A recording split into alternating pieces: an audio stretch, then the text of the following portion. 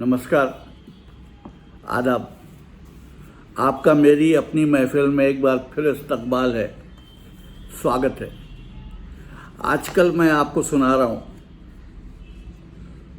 मोहतरमा कुर्रतुल ऐन हैदर साहिबा का नॉवेलेट चाय के बाग।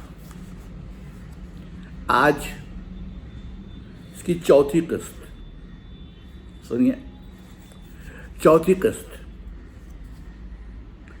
उस रात वाले मामले का अक़दा अब तक हल नहीं हुआ।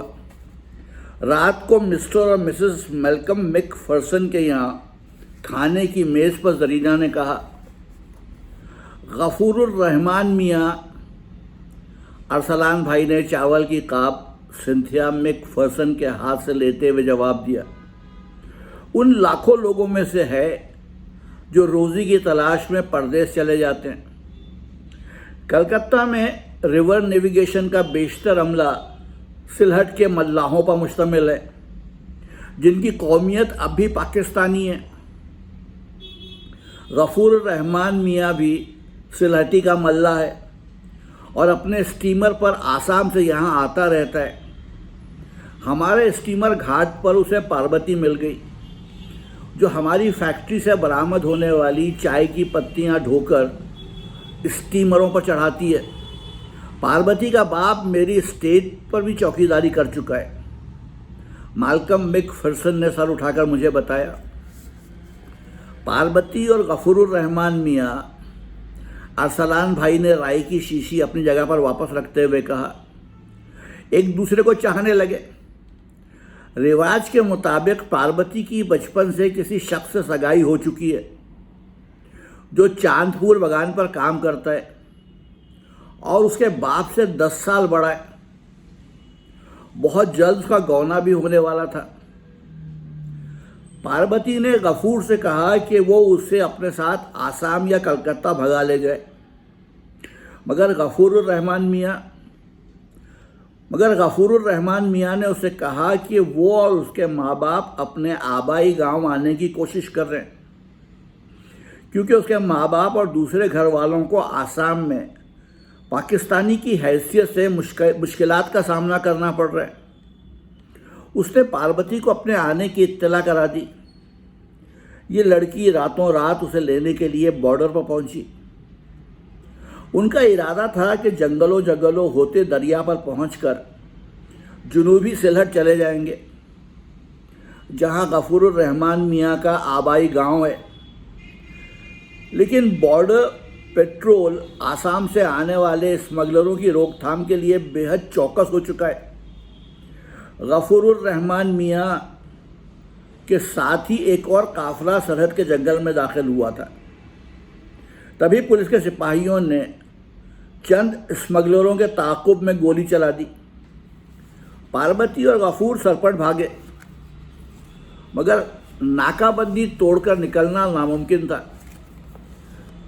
भागते में गफूर घुप अंधेरे में काफ़ी बुलंदी से खड्ड में जा गिरा। मगर ज़रा इस लड़की की बहादुरी और अकल देखिए। अरसलान भाई ने माल्कम मैकफर्सन को मुखातिब किया। उसे मालूम था कि रात के 11 बजे हमारी फैक्ट्री का ट्रक फला रास्ते से गुजरता है। वो गफूर को घसीटती हुई सड़क के मोड़ तक ले गई और जब ट्रक करीब आया तो ड्राइवर से इल्तिजा की कि वो उन दोनों को मेरे यहाँ पहुँचा दे। उस वक्त तक गफूरुर रहमान बेहोश हो चुका था। पार्वती भी जानती थी कि गफूर को लेकर यहाँ आना बड़ा ख़तरनाक है, लेकिन उसे हमारी जरीना बेगम पर बड़ा नाज था। जरीना ने फ़ौरन टप टप रोना शुरू कर दिया। खाने के बाद आग के सामने बैठते हुए मैंने अरसलान भाई से कहा, एक बात बताइए, अनगिनत इंसान सरहद के दोनों तरफ ढकेले जा रहे हैं और बाहर की दुनिया में इस क़यामत खेज़ अलमिया पर ध्यान देने की किसी को फुर्सत नहीं। किसी को एहसास नहीं कि इन हज़ारा बेखानमा भूखे स्टेटलेस इंसानों पर क्या गुजर रही है। जिनको पाकिस्तानी की हैसियत से आसाम से इस तरफ रवाना कर दिया जाता है और जब वो यहाँ आते हैं तो उनको भारतीय कहकर फिर वापस धकेल दिया जाता है। इस अलमनाक सूरत हाल के जिम्मेदार वो खुद तो नहीं, उनका क्या कसूर है? हुकूमतों के लिए बैनुल अक़वामी कवानीन की पाबंदी भी तो कोई शय है। तुम गालिबन निराज की खां हो। हुकूमतें, माल्कम मैकफर्सन ने कहना शुरू किया, हुकूमतें हुकूमतें। मैंने चिढ़कर उनकी बात काटी। अब हम सारी दुनिया की बिगड़ी तो नहीं बना सकते। माल्कम मैकफर्सन ने मुझे समझाने की कोशिश की। मुसीबत यह है, उन्होंने अपना पाइप सुलगाते हुए इजाफा किया, कि तुम ज़रूरत से ज़्यादा हिस्सास हो। ये शख्स गफूरुर रहमान मियाँ, ये भूखा नंगा फाकाकश मल्लाह और उसके फाकाकश माँ बाप और भाई बहन गालिबन सिर्फ इतना जानते हैं कि मुल्कों के बीच में दीवारें खड़ी हैं, मगर दुख की कोई सरहद नहीं। वो गालिबन नहीं जानते कि इन घने जंगलों में आसाम कहाँ ख़त्म होता है और सिलहट कहाँ से शुरू होता है, या ये कि अक़वाम मुत्तहिदा में मसले बर्लिन के सिलसिले में उनकी नुमाइंदगी पाकिस्तान को करनी चाहिए या हिंदुस्तानी डेलीगेशन उनकी तर्जुमानी करेगा। वो सिर्फ ये जानते हैं कि उनका बांस का झोपड़ा और अनन्नास और धान का खेत सरमांदी के किनारे था, जहाँ पुरखों के ज़माने से वो रहते आए थे, और अब वो उनका नहीं। फिर गफूरुर रहमान मियाँ स्मगलिंग की तरफ भी राग़िब हो जाता है। माल्कम मैकफर्सन ने मुझे ज़रा ध्यान से देखा। तुम गालिबन ठीक कह रही हो, उन्होंने पाइप का कश लगाकर कहा, मगर इस सूरत हाल का क्या इलाज है? आइए महाजोंग खेला जाए। सिंथिया मैकफर्सन ने शगुफ्तगी से तजवीज़ किया। कराची से मेरे तार का जवाब अब तक नहीं आया था। 2-3 दिन बाद मैंने तय किया कि शूटिंग शुरू कर देनी मुनासिब है। सुबह सवेरे मैंने साड़ियों के बंडल निकाले। 10-10 रुपए की रंग बिरंगी साड़ियाँ, पगड़ियाँ और धोतियाँ और चांदी के गहने, जो मैं अदाकारों को तोहफे के तौर पर देने के लिए ढाका से ख़रीद कर लाई थी। ज़रीना ने खुद को गोया कॉस्ट्यूम डिपार्टमेंट का इंचार्ज मुकर्रर किया। अकरम खां चपरासी अपना साजो सामान लेकर श्रीमंगल से सीधा लोकेशन पर पहुंचने वाला था। मैं और ज़रीना अपने लवाजमात के साथ जीप में सवार होने वाले ही थे कि फ़ोन की घंटी बजी।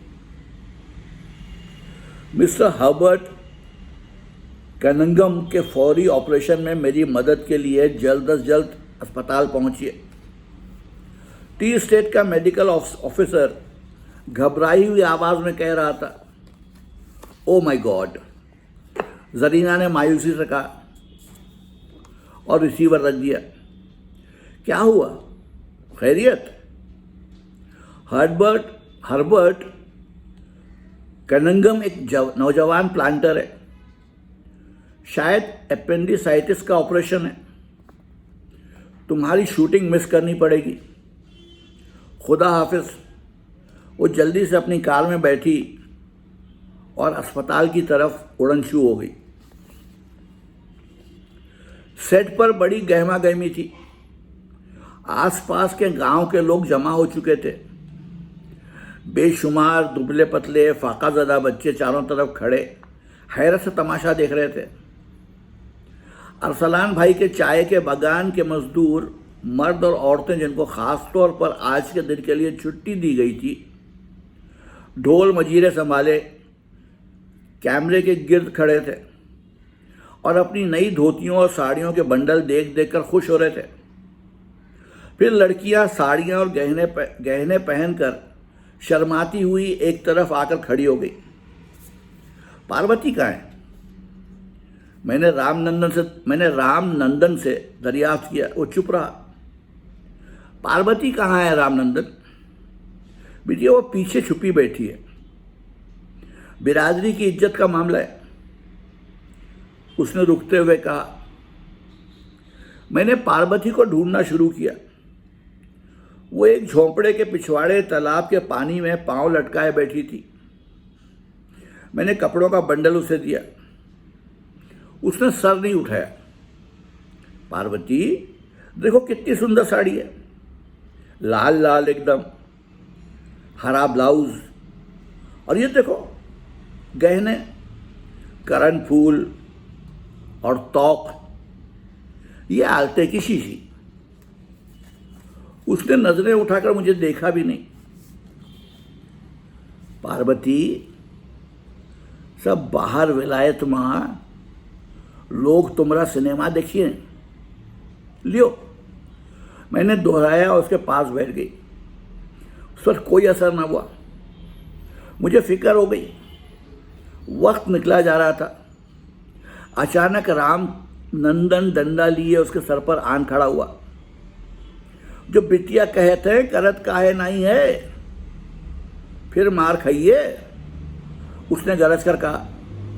जवाब में मैंने राम नंदन को डांटना चाहा, मगर इतने में पार्वती सूरत से उठी और बंडल उठाकर एक झोपड़े में घुस गई जो ग्रीन रूम का काम दे रहा था। जब वो तैयार होकर सेट पर आई तो अकरम खां हैरत से उसे देखता का देखता रह गया। क्या गजब का कैमरा फेस है, उसने कैमरे में झांक कर कहा, और चेहरे का फासला मापने में मसरूफ हो गया। मैंने एक बेल के दरख्त से नीचे बैठकर स्क्रिप्ट निकाला जो चाय बगान के रेलवे स्टेशन पहुंचकर लिखते लिखते अधूरा छोड़ दिया था। मजदूर काम कर रहे हैं, मजदूरों का लोक नाच, धरती के जियाले बेटे और बेटियां धरती के मधुर हयात बख्श गीत गाते हुए, शगुफ्ता चेहरे। मैंने कागज ज़मीन पर रख दिया और दूरबीन उठाकर सामने देखने लगी। अकरम खां को चाहिए कि पैन शॉट साऊ के झुंड से शुरू करे। मैंने दूरबीन का रुख जंगल की सिमत किया। दूर बल खाते रास्ते पर से एक सब्ज रंग की जीप गुजर रही थी और मिसेस रीटा फ्रेजर उसे चला रही थी। वो तन्हा थी। सीक्वेंस 2, घना जंगल, चारों तरफ अंधेरे घने जंगलों में माहौल तामीर करो।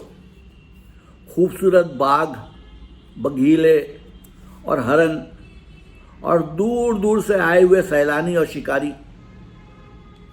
एक जीप गुजर रही है।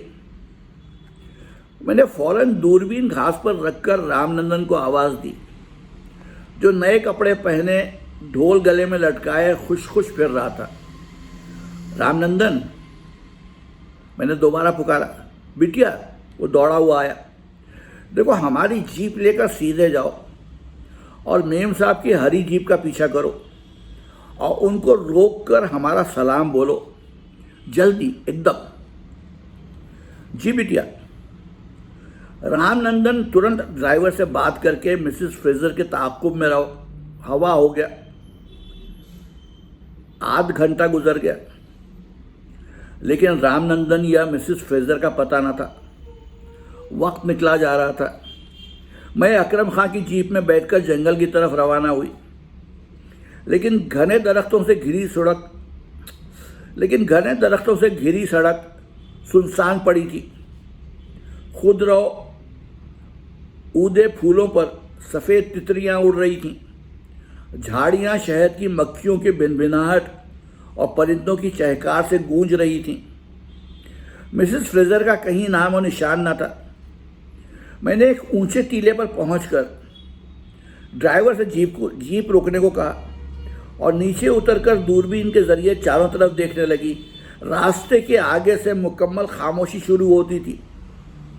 उस बिल्लोरी खामोशी में जर्द पत्तों पर चलती हुई मैं वादी के सन्नाटे में दाखिल हुई। नीचे सड़क पर दो खासी नौजवान साइकिलों पर जा रहे थे और सफ़ेद घास हवा में लहरा रही थी। अचानक मेरी नज़र नशेब की सिमत गई, जहाँ बांस के झुंड में सब्ज जीप खड़ी थी और मिसेस फ्रेजर कैमरा संभाले सफ़ेद फूलों से लदी हुई एक रूपी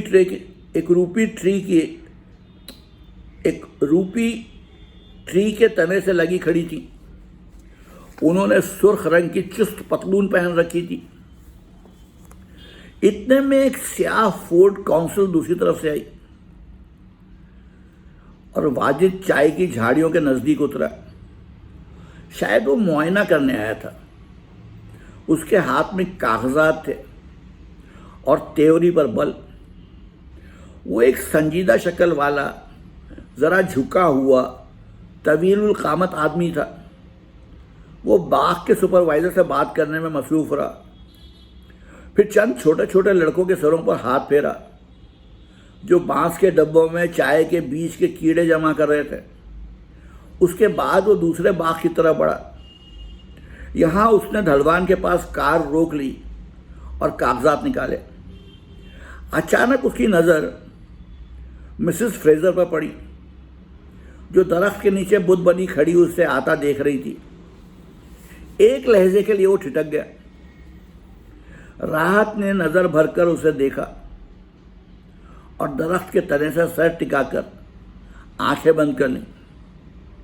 वाजिद चंद कदम आगे बढ़ा और फिर ठिठक गया और चंद सेकंड तक चुपचाप खड़ा राहत को देखता रहा।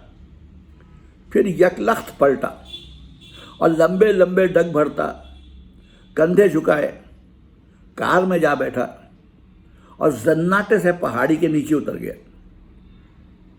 राहत ने आंखों पर हथेलियां फेरी, रुमाल निकालकर चेहरा पोंछा, बाल पीछे को झटकाए, गहरा सांस लेकर तनकर खड़ी हो गई, शाने सीधे किए और आहिस्ता आहिस्ता चलती जीप में जा बैठी। उसी वक्त रामनंदन की जीप उसके करीब जा पहुंची। मैंने दूरबीन आंखों से हटाई और लोकेशन पर वापस आ गई। मेरे वापस पहुंचने के चंद मिनट बाद मिसेस फ्रेजर भी आ गई। उन्होंने मुस्कुराकर दूर से हाथ हिलाया और जीप में से कूदकर सेट पर आ गई। हाय, उन्होंने कहा। गुड मॉर्निंग मिसेस फ्रेजर, मैंने मुस्कुराकर जवाब दिया। मिसेस फ्रेजर, क्या आप इस मंजर में हिस्सा लेना पसंद करेंगी? मैंने उनको मंजर समझाया। Sure, I would love to. तो आइए थोड़ी सी रिहर्सल कर लें। श्योर। मैंने कैमरे के पीछे जाकर उनको देखा। वाकई उनमें गजब का स्टेज सेंस था। वो बड़ी अदा से जीप से उतरी, मुस्कुराई, मजदूरों को देखकर मुसर्रत का इजहार किया। गांव की लड़कियों ने उनको फूल पेश किए।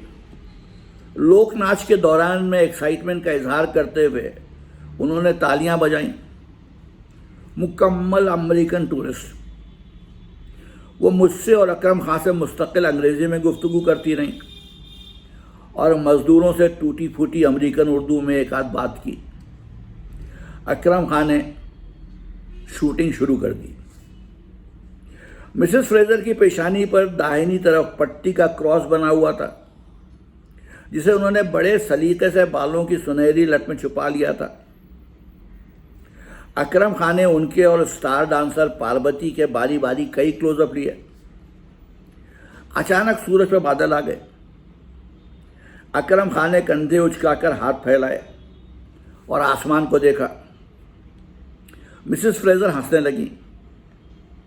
फिर वो अदा से सर निवड़ाकर उसी तरह चलती हुई जैसे पानी पर रवा हो मेरे पास आई और बोली, जी, इज़न्ट इट एक्साइटिंग? मैंने ज़िंदगी में पहली बार मूवी कैमरे का सामना किया है। Isn't it fun? मैं बहुत खुश हूँ कि आपको ये अच्छा लगा मिसेस फ्रेजर। मैंने बड़े अखलाक से जवाब दिया। अभी मेरा काम बाकी है। जी हाँ, थोड़ा सा, अगर आपको सहमत ना हो। आप इसी तरह जीप में बैठकर जंगल के रास्ते से गुजरिए। मैंने चपरासी को अभी अपने घर भेजा है कि मेरे बहनोई की बंदूक ले आए। बंदूक? उन्होंने आंखें फैलाकर मसनूई तौर पर खौफजदा होते हुए पूछा। जी हाँ, आपका एक शॉट बंदूक के साथ भी बहुत उम्दा रहेगा। बाकी शिकारियों को हम कल परसों जमा कर लेंगे। तो अब मैं शिकार पर जाऊंगी, लेकिन अभी तो मैं लोकनाच देख रही थी, ये कैसे होगा? मिसेस फ्रेजर ने गजब के भोलपन से कहा, मैडम वो सब एडिटिंग के वक्त देखा जाएगा। अभी आप मेहरबानी कर ज़रा जीप स्टार्ट कर दीजिए। अकरम खान ने जो एक अक्कल खरा पठान था, ज़रा झुंझला का जवाब दिया। बादल हट गए थे। शो, अकरम खान ने कैमरा चला दिया, मगर चंद मिनट बाद गहरे बादलों ने सूरज को ढांप लिया। लंच ब्रेक, अकरम खान ने आवाज़ दी। जरीना का मुलाजिम जीप में से खाने की टोकरियां निकाल कर लाया। आइए मिसेस फ्रेजर, मैंने कहा। जी नहीं शुक्रिया, मैं सुबह बहुत काफ़ी नाश्ता करके चली थी और मैं दोपहर का खाना कभी नहीं खाती। मैं इतनी देर में चंद ज़रूरी ख़त लिख लूँ? जब मेरी ज़रूरत हो मुझे फ़ौरन बुला लीजिएगा, मिसेस फ्रेजर ने कहा और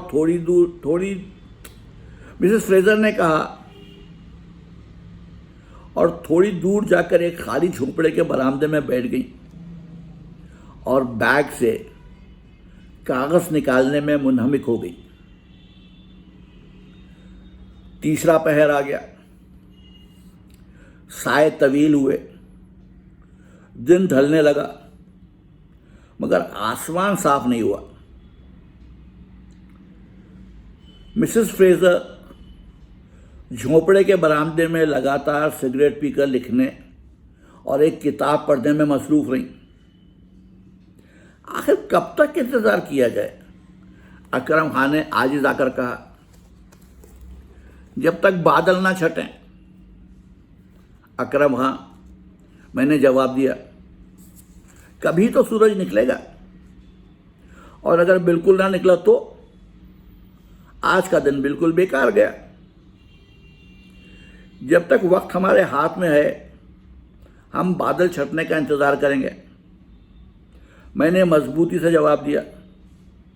वो टहलता हुआ गांव की तरफ चला गया। जाड़े की शाम बहुत सूरत से वादी पर छाने लगी। चपरासी बंदूक लेकर अभी नहीं आया था कि पैकअप का वक्त आ गया। इतने में मालकम मैकफर्सन की कार जन्नाटे से आकर सेट के सामने रुकी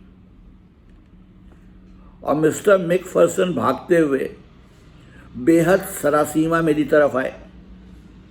मिसेस फ्रेजर यहाँ हैं? उनको इजाज़त दो कि मेरे साथ फौरन चली चलें।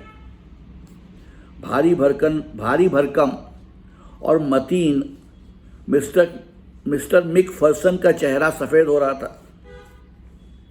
मिसेस फ्रेजर, जिन्होंने सारा दिन झोपड़े में बैठे बैठे गुजार दिया था, मिस्टर मैकफर्सन की आवाज़ सुनकर हमारी तरफ आई। रीटा, फौरन मेरे साथ चलो। क्या हुआ? खैरियत? मालकम मैकफर्सन ने जवाब दिए बगैर मिसेस फ्रेजर को घसीटकर कार में ढकेल दिया और अपनी जगह पर बैठकर इंजन स्टार्ट करते हुए सर निकालकर मुझे आवाज़ दी। मैं रात को तुम्हारे यहाँ आऊँगा। दूसरे लम्हे कार दरख्तों में गायब हो गई। अदाकारों की टोलियां अपने अपने झोपड़ों की तरफ रवाना हुई।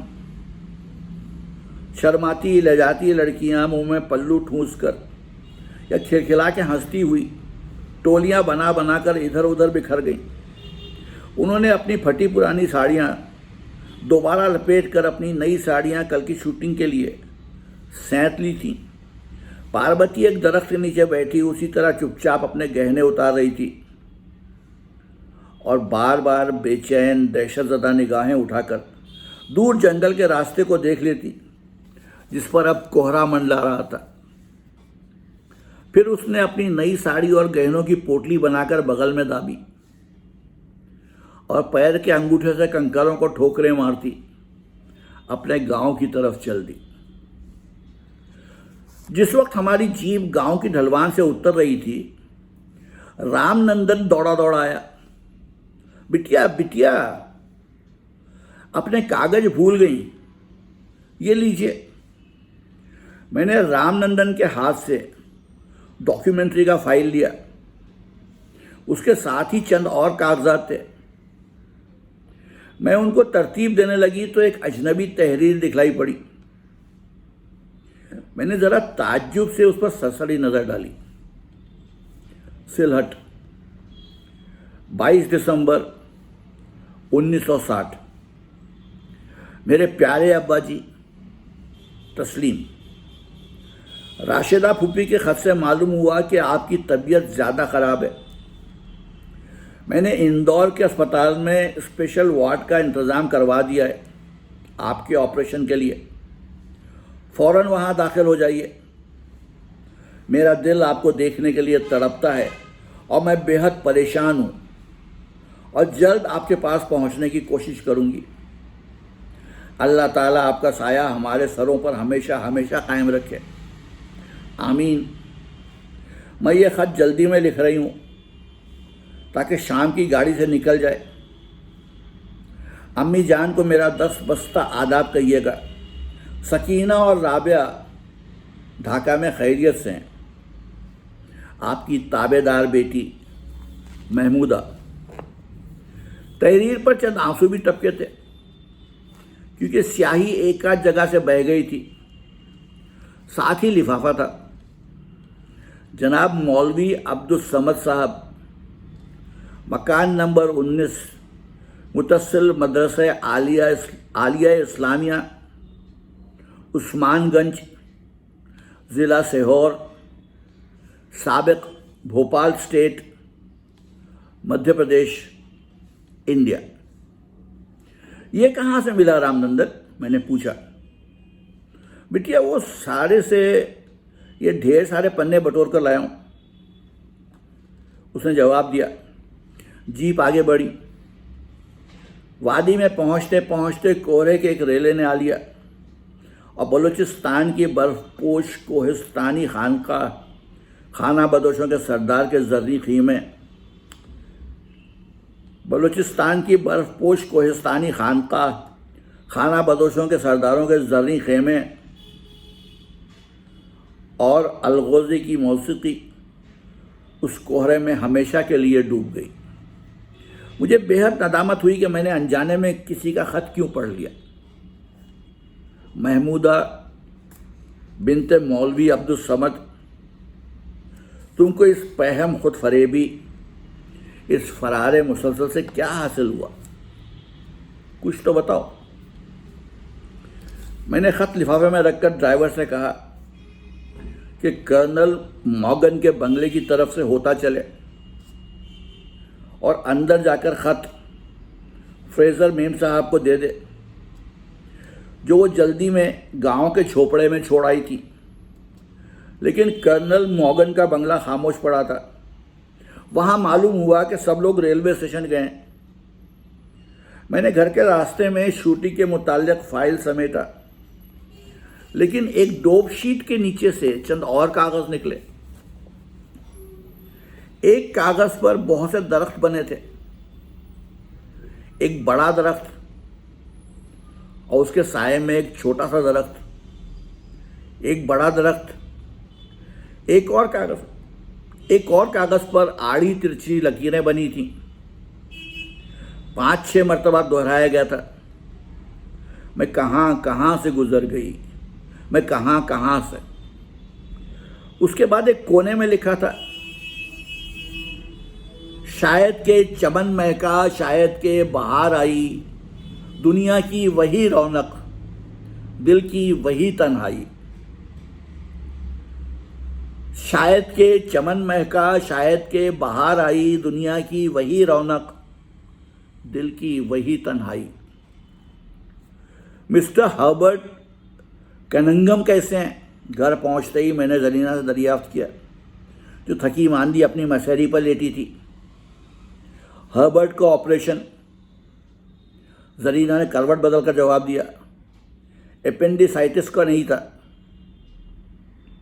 रात को हम लोग अभी खाने की मेज़ पर ही थे कि हरकारे ने मेरे नाम तार ला कर दिया। रेफरेंस आपका तार। अगर ये सूरत है तो डॉक्यूमेंट्री कैंसिल कर दीजिए और वापस आ जाइए। वंडरफुल, जरीना ने कहा। अब तुम इत्मीनान से चंद रोज़ यहाँ रहो, छुट्टी लेकर।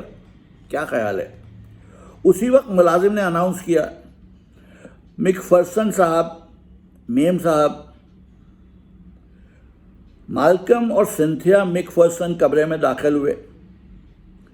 माल्कम का चेहरा सुता हुआ था। हर्बर्ट का इंतकाल हो गया। ढाका हॉस्पिटल से तार आया है।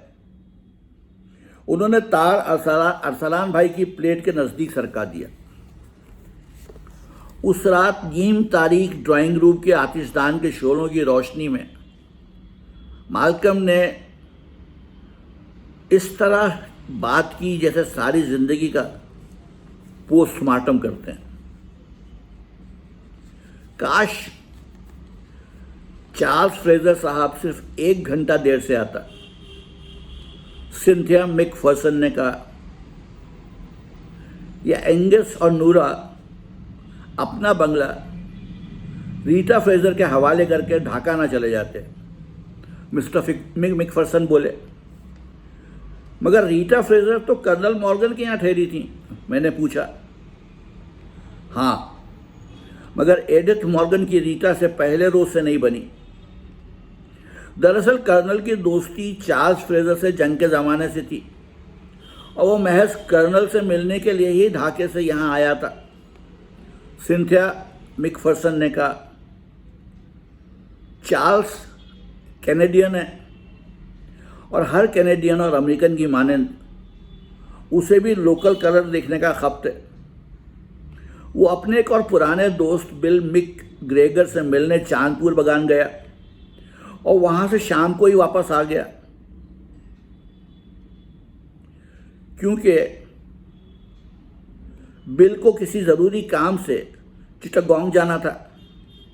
जब चार्ल्स वापस आया तो कर्नल मॉर्गन ने उसे कहा कि वो उसे नवाब साहब पीतम पाशा से मिलाने ले जाएंगे, जो आसाम के मुग़ल अहद के नवाबीन की आखिरी यादगार हैं। पीतम पाशा यहाँ से ज़्यादा दूर नहीं है। चार्ल्स और कर्नल के वहाँ पहुँचने पर नवाब साहब ने फ़ौरन प्रोग्राम बनाया कि वो मेहमानों को शिकार खिलाने सुंदरबन ले जाएंगे। चुनांचे चार्ल्स ने रीटा को यहाँ फ़ोन पर इत्तला दी कि वो कई रोज़ के लिए सुंदरबन जा रहा है। माल्कम मिकफर्सन ने पाइप मुंह से निकालकर रागदानी पर खटखटाया और अपने चारखाने के कोट में से माचिस ढूंढकर निकाली। नया तंबाकू भर के पाइप जलाया और चंद लहजों तक शोलों को गौर से देखते रहे। हम सब हमतन गोश उनकी तरफ मुतवज्जह थे। बेचारा हर्बर्ट कनिंघम। माल्कम मिकफर्सन ने मुझे मुखातिब करके दोबारा बात शुरू की। एक नौजवान अंग्रेज प्लांटर था और हाल ही में यहाँ आया था। वो बड़ा जज्बाती और भोला भाला सा लड़का था। टी स्टेट पर उसकी हम दोनों से बेहद दोस्ती हो गई। मैं उसे अपने बेटे की तरह समझने लगा। माल्कम ने बहुत आहिस्ता से अपनी भवों पर हाथ फेरा। हर्बर्ट बहुत खुश शक्ल और बहुत दिल फेंक लावाली किस्म का बैचलर था। तुमको याद है जरीना, चंद रोज हुए हम दोनों तुम्हें कर्नल के यहाँ डिनर पर मदऊ करने आए थे। उसी रात हर्बर्ट की मुलाकात रीटा से हुई। शाम को शराब का दौर चला। एडिथ मॉर्गन अपनी अल्कोहल आसानी से नहीं सहार सकती। उस रात उन पर दौरा सा पड़ गया और उन्होंने अचानक रीटा फ्रेजर को ताने देने शुरू किए। जवाबन रीटा ने कहा लगाया। कुछ देर बाद हम लोगों ने देखा कि रीटा ड्राइंग रूम से गायब थी और जब दोबारा नजर दौड़ाई तो हर्बर्ट को भी मौजूद न पाया। अब सारे मेहमानों पर नशा चढ़ चुका था। तुम लोग जानते हो कि हम स्कॉट लोग बोतल पर आशिक हैं और बड़े बड़े पियक्कड़ों को मेज के नीचे पहुंचा दें। मगर उस रात तो रीटा की वजह से अजब हुल्लड़ मच रहा था। रात भीग चली तो मैंने मालकम से घर चलने के लिए कहा, क्योंकि मैं स्कॉट तो हूं मगर एक कट्टर मजहबी पादरी की बेटी भी हूं और मुझे इस तरह की बेतहाशा मैनोशी से दहशत होती है। अचानक मैं और मालकम कर्नल और एडिथ को शब बखैर कहकर बाहर आ गए तो क्या देखा कि बरामदे के नीचे बाकायदा फौजदारी हो रही है। सिंथिया मिकफर्सन ने अपने शौहर की बात मुकम्मल की। अरे, अरसलान भाई ने ताज्जुब से कहा। वहां रीटा तो नशे में मसरूर नजदीक खड़ी कर कहा लगा रही थी और चार्ल्स फ्रेजर और बेचारा हर्बर्ट एक दूसरे की ठुकाई में मसरूफ थे। उसी वक्त सारे मसरूर मेहमान बाहर निकल आए मगर किसी ने बीच बचाव करने की कोशिश न की और उस मंजर से महजूज होते रहे। इतने में रीटा ने बेचारे हर्बर्ट का हाथ पकड़कर अपनी तरफ खींचना चाहा तो चार्ल्स ने आग बबूला होकर उसे धक्का दिया और वो दूर जा पड़ी और उसकी पेशानी में चोट आ गई। दूसरी सुबह सवेरे चार्ल्स कर्नल के छोटे तैयारे के जरिए चांदपुर बगान रवाना हो गया, लेकिन शाम को ही वापस आन पहुंचा। दूसरे दिन कर्नल और चार्ल्स नवाब साहब पीतम पाशाह के साथ सुंदरबन चले गए। तुम जानती हो जरीना, बूढ़े एंगस और नोरा डंकन के कितने शफीक और प्यारे लोग हैं। तुम जानती हो जरीना, बूढ़े एंगस और नोरा डंकन कितने शफीक और प्यारे लोग हैं। वो दोनों उस रात दावत नहीं आए थे क्योंकि एंगस की तबीयत अच्छी नहीं थी। सुबह को चार्ल्स और कर्नल के चांदपुर बगान चले जाने के बाद एडिथ डंकन्स के घर गई। उनको मुख्तसरन रात का वाक़या सुनाया और नूरा से कहा कि उन्हें आसाब की शिकायत है और वो तन्हा रीटा की हस्ब दिलखा मेज़बानी न कर सकेंगी और डंकन से मशवरा तलब किया। अब ये